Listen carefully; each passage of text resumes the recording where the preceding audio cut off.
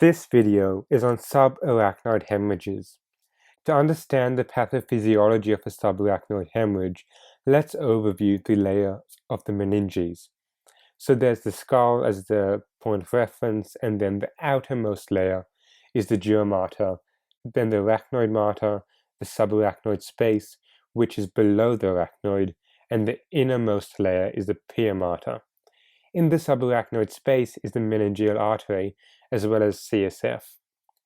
Causes of hemorrhage in the subarachnoid space could be trauma to the middle meningeal artery, rupture of aneurysms, and less commonly, arteriovenous malformations and extension of an intracerebral hemorrhage. Aneurysms are the most common cause and is a saccular outpouching of the circle of Willis.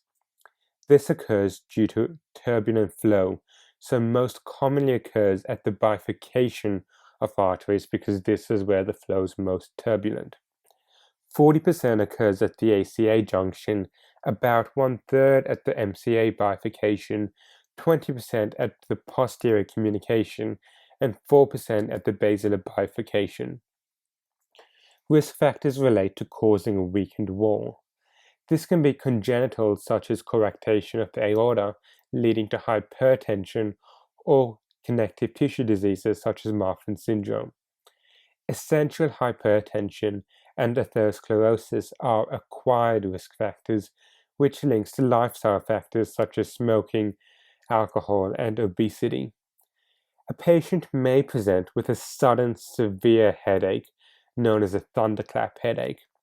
They may have features of meningism, such as nuchal rigidity, so stiff neck, photophobia, and headache.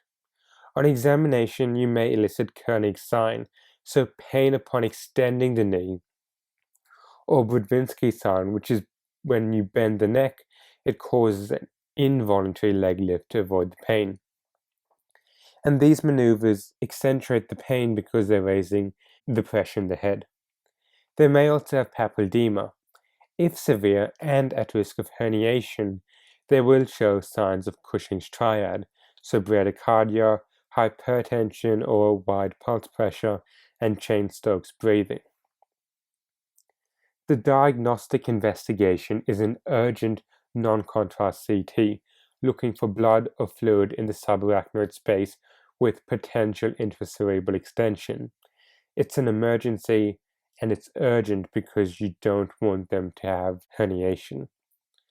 Fresh blood appears hyperdense. Also look for signs of raised intracranial pressure such as sulci effacement, ventricle effacement, and midline shift, which is quite obvious in this image here. Bloods include FBCs and coagulation studies to exclude any coagulopathies. Finally, let's look at fatal complications. Acutely raised intracranial pressure leads to increased demand on the heart, so demand ischemia, and ultimately herniation syndromes, which can compress cardiac and respiratory centers in the medulla.